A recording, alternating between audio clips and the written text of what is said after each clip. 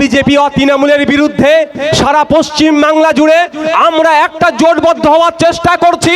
সেখানে অবশ্যই লেফট ফ্রন্টকে রাখার চেষ্টা হচ্ছে, সেখানে কংগ্রেসকে রাখার চেষ্টা হচ্ছে, আরো যে সমস্ত ছোট বড় দল আছে এক করে 2026 সালে বিজেপি তৃণমূলের বিরুদ্ধে লড়াই হবে। আলোচনা চালাচ্ছি, যত ছোট বড় রাজনৈতিক দল আছে, কেউ 34 বছর শাসন করেছে থাকতে পারে, কেউ 25 বছর বাংলাকে শাসন করেছে সে থাকতে পারে, কেউ নতুন দল উঠেছে সে দেখার দরকার নাই। যার যেখানে যোগ্যতা আছে, যার যেখানে গ্রহণযোগ্যতা আছে, তার ভিত্তিতে সিটকে আমরা আলোচনা করছি।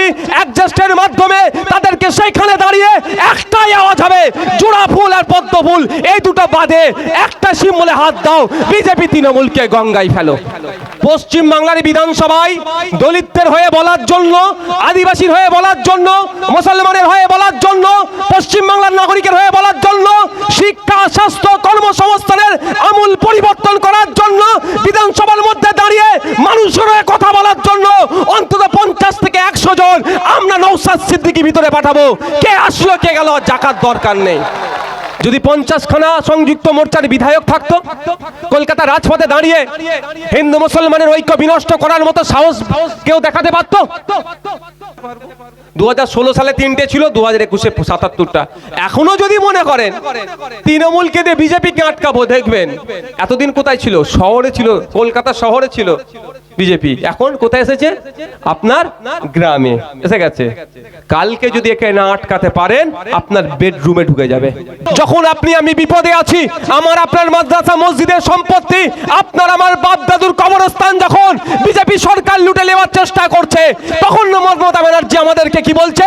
দিল্লিতে গিয়ে আন্দোলন করুন, সামনে 2026 নির্বাচন আসছে। তাহলে এর জবাবটা আমরা দেবো তো নাকি ভাই? দেবো তো ভাই? এর জবাব দিতে হবে। আমি বলছি না আপনি আমাকে আইএসএফ কে ভোট দেবেন, সেটা আপনাদের ব্যাপার, আমরা ভোটের সময় ভোট চাইবো, কিন্তু 2026 নির্বাচন যখন আসবে, এই ইভিএম মেশিনের সামনে গিয়ে আপনি দাঁড়াবেন, দাঁড়িয়ে সেই সময়ের কথা মনে রাখবেন যখন মাদ্রাসা মসজিদ, যখন কবরস্থানে নিয়ে আপনি চিন্তিত, তখন যে আপনাকে বলেছিল দিল্লি যাবার কথা, তার বিরুদ্ধে আমরা ভোটটা করব। ইভিএম মেশিনের সামনে দাঁড়াবো, ইভিএম মেশিনের সামনে দাঁড়িয়ে যখন বড় ফুলের ছবিটা আসবে, সেই বড় ফুলকে আমরা ভোট দেব না, কারণ এরা মাদ্রাসা মসজিদকে কেড়ে নেওয়ার চক্রান্ত করছে। আর ওদের চক্রান্তকে যারা সহযোগিতা করছে, এই জোড়া ফুল তৃণমূল, এদের বিরুদ্ধেও আমরা ভোট করব।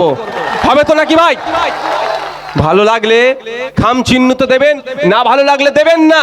তবে অনুরোধ আপনাদের বলছি, আপনার ভোট নিয়ে ক্ষমতায় আজকে টিকে আছে, মুখ্যমন্ত্রীর চেয়ারে বসে আছে, মন্ত্রীর চেয়ারে বসে আছে, আপনার ভোট ছাড়া হতো না। আর আপনার ভোট নিয়ে আজকে বিপদে আপনার পাশে যে দাঁড়াচ্ছে না, 2026 সালে আমরা দেখিয়ে দেবো, আমার ভোট ছাড়া, আপনার আমার ভোট ছাড়া আপনি নবান্নের 14 তলায় বসতেও পারবেন না। আপনি যেমন আমাকে দিল্লি যাওয়ার রাস্তা দেখিয়েছেন, আমাদেরকে দিল্লি যাওয়ার রাস্তা দেখিয়েছেন, আমরাও 2026 সালে আপনাদেরকে নবান্ন থেকে নামিয়ে দিল্লির আমরা হয় ফ্লাইটের নালে ট্রেনের টিকিট কাটিয়ে দেবো। হবে তো নাকি ভাই? এ মায়েরা, হবে তো? ভালো না লাগলে দেবেন না ভোট আমাদেরকে। আমি বলছি না ওদা করেছি, মানে আমাকে ভোট দেওয়ার জন্য ওদা করতে বলছি না ভাই, ওটা বললাম কি মিসগাইড যেন কেউ না করে আপনাদের। আমাকে ভোট দেওয়ার জন্য ওদা করছি না, আমি যে ওদা করুন, প্রতিজ্ঞাবদ্ধ হন। আজকে আপনার পাশে থাকার দরকার ছিল রাজ্য সরকারকে।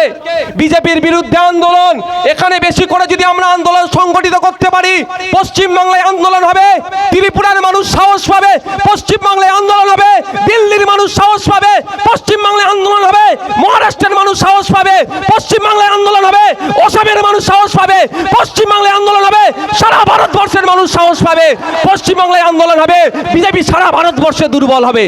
বেশি করে আন্দোলন করতে বলতো তো মমতা ব্যানার্জি, যে তোরা বেশি বেশি করে আন্দোলন কর, তবে হ্যাঁ শান্তিপূর্ণ আন্দোলন, আমি তোমাদের সাথে আছি, এটা বলতে পারতো তো। তা না বলে কি বলছে? দিল্লিতে গিয়ে আন্দোলন করুন। মানে এখানে আন্দোলনটা ভাই কার বিরুদ্ধে হচ্ছে? ভারত সরকারের এখন যারা পরিচালনা আছে, অর্থাৎ বিজেপির বিরুদ্ধে। তাহলে তৃণমূলের বুক চিনচিন করছে কেন বলুন আপনারা? এরা একে অপরের পরিপূরক। 1998, 2000, 2001, 2002, 2004, বাপের বয়সী যে লোকগুলো আছে জিজ্ঞাসা করুন তো, 2004 সালে বিজেপির সাথে ঘর সংসার করে এমপি ভোটে কে লড়াই করেছে? হ্যাঁ, একদম কয়লা মন্ত্রী হয়েছিল কার আমলে? সেটা কে ছিল? বিজেপি। পুরাতন সম্পর্ক তো বিজেপির সাথে তৃণমূলের, ওই জন্য বিজেপিকে বললে তৃণমূলের বুক চিনচিন করে। বুঝতে পারছেন? তাই আমাদেরকে জবাব দিতে হবে 2026 সালে। ওসব কে আসছে কে যাচ্ছে জানার দরকার নাই। পশ্চিম বাংলার বিধানসভায় দলিতদের হয়ে বলার জন্য, আদিবাসীর হয়ে বলার জন্য, মুসলমানের হয়ে বলার জন্য, পশ্চিম বাংলার নাগরিকের হয়ে বলার জন্য, শিক্ষা, স্বাস্থ্য, কর্মসংস্থানের আমূল পরিবর্তন করার জন্য, বিধানসভার মধ্যে দাঁড়িয়ে মানুষের হয়ে কথা বলার জন্য অন্তত 50 থেকে 100 জন আমরা নওশাদ সিদ্দিকী ভিতরে পাঠাবো। কে আসলো কে গেল জাকার দরকার নেই। এটা মাথায় থাকবে তো? ওসব ভেবে লাভ হবে না। কে আসছে কাকে আটকাতে হবে। আর কবে আটকাবে বাবা? 2016 সালে কটা ছিল? 3টে বিজেপির। 2021 সালে কটা হলো? 77টা। আটকাতে পেরেছেন আপনি? আটকাতে পেরেছেন বাবু? পারেননি। উল্টে আপনি আপনার লক্ষ্যে কম ঢুকালেন। 2016 সালে সিপিএম কংগ্রেস মিলিয়ে প্রায় 50টার অধিক সিট ছিল, 56টা মতো সিট ছিল। আর আজকে সেটা আপনি সেই কংগ্রেস, সিপিএম, আইএসএফ মিলিয়ে একটা পাঠালেন। তাহলে ক্ষতি হলো না লাভ হলো? আপনাদের ক্ষতি হয়েছে। এই ক্ষতির হাত থেকে যদি বাঁচতে চান আগামী দিনে, তাহলে আমি আপনাদের বলবো চোখ কান কারো দিকে তাকাবার দরকার নাই। বিজেপি তৃণমূলের বিরুদ্ধে সারা পশ্চিম বাংলা জুড়ে আমরা একটা জোটবদ্ধ হওয়ার চেষ্টা করছি। সেখানে অবশ্যই লেফট ফ্রন্টকে রাখার চেষ্টা হচ্ছে, সেখানে কংগ্রেসকে রাখার চেষ্টা হচ্ছে, আরো যে সমস্ত ছোট বড় দল আছে এক করে 2026 সালে বিজেপি তৃণমূলের বিরুদ্ধে লড়াই হবে। সব ভোটটা বিজেপি তৃণমূলের বিরুদ্ধে যাবে। হবে তো নাকি? যার যেখানে শক্তি সেই রকম ভাবে আমরা চেষ্টা করছি, আলোচনা চালাচ্ছি। যত ছোট বড় রাজনৈতিক দল আছে, কেউ 34 বছর শাসন করেছে থাকতে পারে, কেউ 25 বছর বাংলাকে শাসন করেছে সে থাকতে পারে, কেউ নতুন সদ্য দল উঠেছে সে দেখার দরকার নাই। যার যেখানে যোগ্যতা আছে, যার যেখানে গ্রহণযোগ্যতা আছে, তার ভিত্তিতে সিটকে আমরা আলোচনা করছি। অ্যাডজাস্টের মাধ্যমে তাদেরকে সেইখানে দাঁড়িয়ে একটাই আওয়াজ হবে, জোড়া ফুল আর পদ্ম ফুল, এই দুটো বাদে একটা সিম্বলে হাত দাও, বিজেপি তৃণমূলকে গঙ্গায় ফেলো। ওই সিম্বল দুটোতে বাদে যে শক্তিশালী হবে তাকে ভোট দাও। সারা ভারত পশ্চিম বাংলা জুড়ে তৈরি করতে হবে। না হলে আপনি যদি ভাবেন তৃণমূলকে দিয়ে আপনি বিজেপিকে রুখবেন, আপনার মানে দিবা স্বপ্ন দেখছেন। হয়? আচ্ছা আমি একটা কথা বলেন, মায়েরা এখানে আছে তো? মায়েরা ভালো বলতে পারবে, বাপেরা মায়েরা। আচ্ছা মায়েরা বলুন, গর্ভের সন্তানকে যত খারাপই হোক না কেন, সন্তান তো সন্তানই বলেন। তেজ্য পুত্র করে দিল, সন্তানের প্রতি একটা আলাদা টান থাকে না মা বাবার? গর্ভের সন্তান তো। তৃণমূলটা কে? তৃণমূলটা বিজেপির কে? আমি বলে যাচ্ছি, রেকর্ড হচ্ছে। মমতা ব্যানার্জি কিছু বললি আমার নামে নোটিশ পাঠিয়ে দেয়। আমি বলে যাচ্ছি আজকে 1998 সালে বিজেপির হাত ধরে তৃণমূলের জন্ম হয়েছে, বিজেপির গর্ভে তৃণমূলের জন্ম। আর তার প্রমাণ এখনো দিয়ে যাচ্ছে। আরে আপনার আমার বাড়ির মেয়ে তিলোত্তমা, সোদপুরে বাড়ি, কলকাতা আরজি কর হসপিটালে যাকে খুন করে ধর্ষণ করালো, হ্যাঁ ওই মামলাটা কোথায় গেল? এসি ঘরে ঢুকে গেল তো, ফ্রিজে ঢুকে গেল না? ওই মামলাতে বলা হচ্ছে যে 54 থেকে 55 জন মানুষ ওই যেখানে আমাদের বোনটাকে খুন করলো ওই করিডোরে ওই দিনকে যাতায়াত করেছে। 54 থেকে 55 জন। কজন ধরা পড়েছে এখন পর্যন্ত? একজনই এখন আছে, আপনার মেন যে সেটা হচ্ছে সঞ্জয় রায় না কি নাম আছে। কিন্তু ওইখানে ওই সময়ে 54 থেকে 55 জন যাতায়াত করেছে ভাই। এবারে সিবিআই ওনার নাকি খুঁজে পাচ্ছে না। সিবিআই খুঁজে পাচ্ছে না, না সিবিআই দাদার সিবিআই দিদির নেতাদের গুলোকে বাঁচাচ্ছে, সেটা আমাদের ভাবতে হবে। পুরাতন সম্পর্ক বাঁচাচ্ছে। আচ্ছা ভাই সিবিআই নাও খুঁজে পেতে পারে, আমার এখানে আমি এখানে যদি এসে সবাইকে চিনতে পারবো? তাহলে কাউকে যদি একটা চেনার দরকার হয়, ওই 54-55 জন গিয়েছে, সিসিটিভিতে সবার ছবি আসছে, ওই ছবিগুলোকে প্রিন্ট আউট করে সিবিআই যে ওয়েবসাইট ওয়েবসাইট আছে, সিবিআই যে সোশ্যাল মিডিয়ায় পেজ আছে, বা সিবিআই বিভিন্ন টিভি চ্যানেলে দিদি আপলোড করে দিতে পারে তো, যে এই মুখটা কে বলো তো, নাম কোথা ঠিকানা কোথা, আমাদের সিবিআই অফিসে জমা দাও যদি জানতে পারো। যদি আপনার এলাকার এই ভেবিয়ার কেউ যদি ওই 55 জনের মধ্যে ঢুকে থাকে, আপনার এলাকার মানুষ, আপনি চিনতে পারবেন তো, তার নাম ঠিকানা সিবিআই অফিসে দিয়ে আসবেন, তাহলে ধরা পড়বে তো 55 জন কে ছিল। তা করছে না কেন?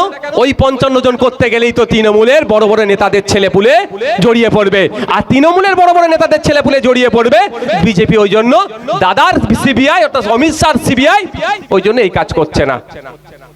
এটা তো এক অপরের পরিপূরক। আপনি কি মনে করেন তৃণমূলকে বিজেপি জব্দ করবে? যা এভিডেন্স আছে এখন পর্যন্ত কালেক্ট করে যতটুকু যা আছে, পুরো এই মন্ত্রিসভার অর্ধেক জেলের মধ্যে থাকতো। শুধু একটা দুটো মন্ত্রী না, পুরো অর্ধেক মন্ত্রিসভা জেলের মধ্যে থাকতো। তাও থাকছে না কেন? বাঁচিয়ে রেখেছে। আর সেই বিজেপিকে দিয়ে আপনি, সেই তৃণমূলকে দিয়ে মনে করছেন আপনি বিজেপি কে করবেন? বিজেপিকে ওটা কি বলে, ওটাকে এ করবে, রুখবেন মনে হয়? 2011 সালের আগে আপনি বলেন, বাপের বয়সী যারা আছেন বা যারা মানে একটু 2011 সালে রাজনৈতিক জ্ঞান ব্যাপকভাবে হয়ে গিয়েছিল, 2011 সালে বিজেপি বলে সেই অর্থে কিছু ছিল পশ্চিমবাংলায়? কবে থেকে হলো? কবে থেকে হয়েছে? 2011 সালের পর থেকে যেন বিজেপি বাড়ছে, এটাও আছে। আচ্ছা, এই জায়গাটা এটা একটা জমি তো, আমি কালকে যদি বলি এখানে ধান চাষ করবো, হবে? হবে কি করতে হবে তাহলে? চষতে হবে, লাঙল দিতে হবে, চষতে হবে। যদি এই মাটি যদি ধান চাষের উর্বর না হয়, মাটি চেঞ্জ করতে হবে, তাই তো? তাহলে কি করতে হবে? সার দিতে হবে, টার দিতে হবে, মাটিকে চাষযোগ্য করতে হবে। 1998 সালের আগে পশ্চিমবাংলায় অনেকবার বিজেপি চেষ্টা করেছিল কি করবে, এখানে ফল চষবে, ফলন ফল ফলাবে। যখনই চেষ্টা করেছিল পশ্চিমবাংলার সরকার, তখন অবশ্যই বলিষ্ঠ কণ্ঠে বারবার ওরা গাছ লাগিয়েছে আর স্প্রে বিষ মেরেছে, বারবার গাছ লাগিয়েছে, স্প্রে বিষ মেরে বিজেপিকে মাথা তুলে দাঁড়াতে দেয়নি। তখন বিজেপি খুঁজলো কাকে? এই মমতা ব্যানার্জিদের মতোকে, যে এদেরকে দিয়ে পশ্চিমবাংলার নিজের জায়গাটাকে উর্বর করতে হবে। 1998 সালে তৈরি করলো এই 2025 সাল দেখার জন্য। 1998 সালে ওরা গাছ লাগিয়েছিল, ওদের রাস্তা তৈরি করার জন্য কংগ্রেস থেকে ভেঙে নিয়ে এসে তৃণমূল কংগ্রেসের নাম দিয়ে নতুন একটা দল করলো বিজেপি রাস্তাকে ক্লিয়ার করার জন্য। ওরা 2011 সালে ক্ষমতার পরিবর্তন হলো, ক্ষমতা পরিবর্তনে রাজনাথ সিং যে এখন সেন্ট্রাল ডিফেন্স মিনিস্টার, পূর্ণ সহযোগিতা করেছে বিজেপির। সেই সিঙ্গুর থেকে নন্দীগ্রাম ছায়া সঙ্গী হয়ে ঘুরেছিল, সব রকম ভাবে সহযোগিতা করে করে করে করে 2011 সালে ক্ষমতায় নিয়ে আসলো। এবার তারপরে এরা বিজেপি তার শাখা পোশাখা ছড়ালো। তাহলে বিজেপিকে পশ্চিমবাংলার জায়গা কে করে দিল? তৃণমূল করেছে। আর সেই তৃণমূলকে দিয়ে মনে হয় আপনি আটকাবেন? তার প্রমাণ দেখান যে আটকাতে পারবো। 2016 সালে 3টে ছিল, 2021-এ 77টা। এখনো যদি মনে করেন তৃণমূলকে দিয়ে বিজেপিকে আটকাবো, দেখবেন এতদিন কোথায় ছিল? শহরে ছিল, কলকাতা শহরে ছিল বিজেপি, এখন কোথায় এসেছে? আপনার গ্রামে এসে গেছে। কালকে যদি একে না আটকাতে পারেন, আপনার বেডরুমে ঢুকে যাবে, মাথায় রাখুন। তাহলে কি করতে হবে? গণতান্ত্রিক প্রক্রিয়াতে একে আটকাতে হবে। একে আটকানোর সহজ যুক্তি কি জানেন? আমি একটা উদাহরণ দিচ্ছি, কারণ আমাকে গরু ছাগল বলছি না। আচ্ছা বলুন, এখানে যদি ঘাস থাকে তাহলে গরু আসবে তো ভাই? আর যদি ঘাস দিয়ে আমরা মেরে দিই, মানে স্প্রেতে ঘাস, তাহলে গরু আসবে কি? যদি ঘাস থাকে গরু আসবে, আর ঘাস না থাকলে গরু আসবে না। তাহলে ঘাসটা আমি রাখছি কেন? ঘাস আছে বলে তো তৃণমূল আছে, তৃণমূলকে ঘাস হিসাবে ধরেন, তাহলে বিজেপি আসছে। আমি বিজেপিকে ওটা বলছি না, উদাহরণের জন্য বলছি। যদি লাইন, যদি পাইপ লাইনের মাধ্যমে পাস হচ্ছে, পাইপ লাইনটা যদি কেটে দিই, অর্থাৎ এখানে আপনি তৃণমূলকে হারান, বিজেপি এমনি জিপ বেরিয়ে যাবে। বুঝতে পারছেন না কি বলছি? ও আর দাঁড়াতে পারবে না, কারণ সকালে তৃণমূল, রাত্রে বিজেপি। তো আপনার বিজেপি কোথায়? সকালে উঠে দেখছেন হঠাৎ বিজেপির পতাকা লাগিয়ে দিয়েছে। কে লাগিয়েছে ভাই? কে? খোঁজ নিয়ে দেখুন না। তৃণমূলের লোকেরা রাত্রে লাগিয়ে দিচ্ছে আপনাকে চমকানোর জন্য। এটা হচ্ছে না? যে আপনার মুকুল রায়, এখনো সে বলতে পারবে না কোথায় আছে মুকুল রায়, কোন দলের তিনি বিধায়ক, এখনো তিনি নিজে বলতে পারবেন না। সব্যসাচী, এখন বড় পদ। মমতা ব্যানার্জিকে হিজাব রানী না কি বলেছিল, হিজাব কিনে খিল্লি করেছিল। সেই সব্যসাচী এখন কোথায় তৃণমূলে আবার কোলে উঠে পড়েছে। ও কালকে যদি আপনাকে ভয় দেখানো দরকার পড়ে, সব্যসাচীকে বলে দেবে বাবু তুই আবার বিজেপিতে চলে যেত। ঠিক রাজীব ব্যানার্জি যখন মুসলমানদেরকে ভয় দেখানোর দরকার আছে, মুসলমানদেরকে ভয় পাইয়ে দিতে হবে, সংযুক্ত মোর্চাতে আইএসএফ সিপিএম কংগ্রেস যে শক্তিশালী দল তৈরি হয়েছিল সংযুক্ত মোর্চা, মানুষ সব সংযুক্ত মোর্চাকে ভয় দেখিয়ে ভোট দিয়ে দিতে পারে, তাহলে কি হবে? নামটা কি? রাজীব ব্যানার্জি বিজেপিতে চলে গেল। আরে বিজেপিতে গেল না পাঠানো হলো? বলেন ভাই, আমি তো মনে করি পাঠানো হলো। আমার ধারণা ভুল হতে পারে, প্রমাণ করালি মেনে নেবো আমি। পাঠানো হলো, কারণ যখন যা দরকার লাগবে এদিক সেদিক করে এরা, যখন যা দরকার যেটা লাগবে এদিক সেদিক করে, শুধু আপনাকে ভয় দেখানোর জন্য। আর আপনি ভয় পেয়ে গেলেন, ওরে সবাই চলে যাচ্ছে বিজেপি হয়েছে যাবে। আরে কি হবে ভাই, সারা দেশ তো বিজেপি চালাচ্ছে। আর এখানে তৃণমূল থেকে আপনার কি ঘন্টাটা লাভ হচ্ছে বলেন তো? কে আসবে কে যাবে দেখার আমার প্রয়োজন নেই। আমার প্রয়োজন হচ্ছে আমার কথা কজন বলছে, এটা মাথায় রাখবেন। পশ্চিমবাংলার বিধানসভাতে 63টার উপরে আদি দলিতদের সংরক্ষিত সিট থেকে পিছিয়ে বর্গের হিন্দুদের হয়ে কথা বলার জন্য সেই সিট থেকে 63টার উপরে বিধায়ক আছে, কিন্তু দুর্ভাগ্য আমাদের বিধানসভার মধ্যে দাঁড়িয়ে বলতে পারছে না বলিষ্ঠ কণ্ঠে, কেন ফেক এসসি সার্টিফিকেট দিয়ে চাকরিগুলো হচ্ছে। প্রকৃত যারা গরিব পিছিয়ে বর্গের হিন্দু তারা কেন চাকরি পাচ্ছে না, তাদের পরিবর্তে অনেক কোটায় মুসলমানরা চাকরি করছে, কথা বলার সাহস দেখাতে পারছে না। তাহলে 63 জনকে পাঠিয়ে কি লাভ পাচ্ছে ভাই? 18 জন আদিবাসী সমাজের এমএলএ আছে, বিধানসভার মধ্যে দাঁড়িয়ে বলতে পারছে না যে অ্যাট্রোসিটিজ অ্যাক্টের মাধ্যমে আদিবাসীদের যে ডেভেলপ হওয়া দরকার বা এসটি কোটে আদিবাসীদের যেগুলো পাওয়া দরকার সেগুলো কেন পাচ্ছে না? লাভ কি হবে? আপনি মুসলমান, 43-44টা বিধায়ক আছে পশ্চিমবাংলার বিধানসভায়, দাঁড়িয়ে কারো বলার ক্ষমতা হলো না যে রমজান মাসে 3 দিন ছুটি দাও। কারো বলার ক্ষমতা হলো না নওশাদ সিদ্দিকী ছাড়া যে রমজান মাসে ফলের দামটা কমাও। লাভ কি হবে? তাহলে আপনি বিজেপিকে আটকানোর জন্য ওদেরকে পাঠিয়ে লাভটা কি হবে? ওই চোর ডাকাত তৈরি হবে। মানে আমি অফিসিয়াল চোর ডাকাত বলছি, ওই চাকরি চোর হবে। আমার 26,000 যে চাকরি বাতিল হয়েছে, এর মধ্যে তো অনেকে তো যোগ্য অনেকে মেধার ভিত্তিতে চাকরি পেয়েছে, তারাও আজকে ক্ষতিগ্রস্ত হচ্ছে কিছু কিছু চোরেদের জন্য, চাকরি চোরেদের জন্য। তাহলে লাভটা কি হবে? লাভ করতে গেলে কি করতে হবে? হিন্দু মুসলমান আদিবাসী এসব দেখার দরকার নাই। জনগণের হয়ে কথা বলবে কে, ঐক্যের হয়ে কে কথা বলবে? মানুষের নিত্য প্রয়োজনীয় জিনিসের দাম বেড়ে যাচ্ছে, চাল ডাল সরিষার তেল পেট্রোল ডিজেল প্রতিনিয়ত দাম বাড়ছে, দাম কমাতে হবে। এই জন্য কারা চিৎকার করছে, সেই ধরনের কজনকে পাঠাতে পারছেন, সেটাই 2026-এ আপনারা শপথ নিন যে ওসব আমরা ভাই তোমরা হিন্দু মুসলমান রাখো, আমার দেখার দরকার নাই। আমাকে আমার হয়ে বলার মতো লোক পাঠাতে হবে যে আমার এখানে প্রাইমারি স্কুলে, আমার এখানে হাই স্কুলে টিচার নাই কেন, টিচার কবে আসবে, এই কথাটা বলার মতো লোক দরকার বিধানসভায়। এই বিধানসভায় বলার দরকার এই ব্লকের হসপিটালটাকে উন্নত মানে করতে হবে, এই ব্লকের মানুষই যাতে এই ব্লকে ট্রিটমেন্ট পায় তার ব্যবস্থা কিভাবে করবে, এই আওয়াজ তোলার লোক ওর মধ্যে পৌঁছাতে হবে।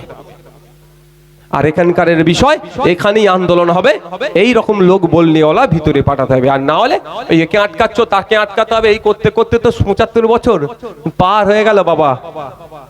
বাপেরা চলে গেল, দাদুরা কবরে চলে গেল, বাপেরা যাওয়ার পথে এবার আমরা যাব। 75 বছর ধরে এই দায়িত্ব তো ছিল বাপ আপনাদের, শুধু আটকাতে হবে। আটকাতে কি পেয়েছেন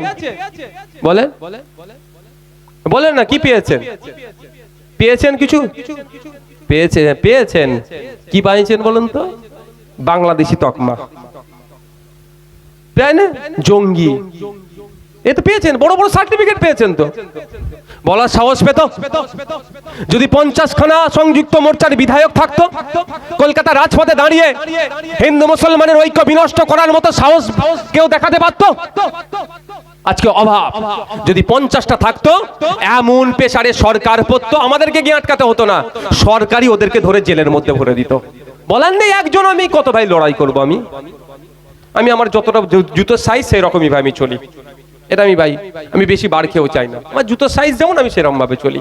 তো আমার যখন তাতে 50টা থাকতো, তাহলে সরকার এইখানে বলতে লাগতো না যে কেন শুভেন্দু অধিকারী এখনো জেলে যাচ্ছে না, শুভেন্দু অধিকারী বলার সাহসটাই পেত না, যেটা 50টা বাঘ আছে ছিঁড়ে খেয়ে ফেলবে একদম রাজ্য সরকারকে আইনের মাধ্যমে বা মানুষের সাথে নিয়ে গণতান্ত্রিক প্রক্রিয়াতে, সেটা নেই, মজা করছে এখন ওরা। এবার আপনারা যদি বলেন এই ধরনের চলতে থাকবে, চলুক, তাহলে সামনে ভোট আসবে, আবার বলবে শুভেন্দু অধিকারী দিল্লি থেকে কিছু নেতা নিয়ে আসবে, এখানকার কিছু নেতাকে আবার বিজেপিতে পাঠাবে তৃণমূল, তো আপনি আমি ভয় খেয়ে যাবো, আরে বিজেপি এসে যাবে, কি হবে রে, হ্যান হবে রে, তেন হবে বলে ওদের ওদের ওদের খপ্পরে পড়ে যাব, বিজেপি তৃণমূল আবার ভোটটা ভাগ করে নিয়ে নেবে, আপনি আমি আবার 5 বছর ধরে মার খেতে থাকবো, ওরা নাটক করবে, আপনি আমি গ্রামের হিন্দু, গরিব হিন্দু মুসলমান ক্ষতিগ্রস্ত হবে। আর আমাদের লড়াই গরিব হিন্দু মুসলমান নির্বিশেষে মানুষকে স্বাবলম্বী করা।